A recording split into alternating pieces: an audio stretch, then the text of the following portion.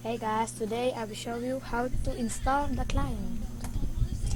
First, go to your web browser and in the search bar, type sa-mp.com.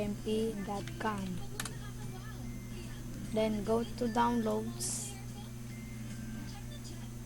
and just pick one of the three, any. I'll come back if the download is finished. Okay, so now it's done, and click it, then click yes,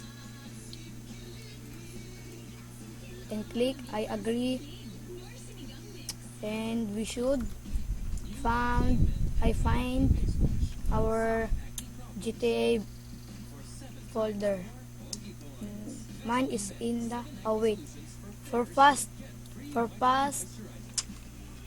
to find it fast, right click on your GTA, go to properties, open file location, and at the top copy it, Ctrl C, close, then paste it here.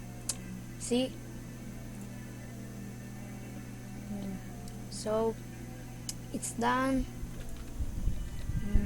That's so easy. So thanks for watching.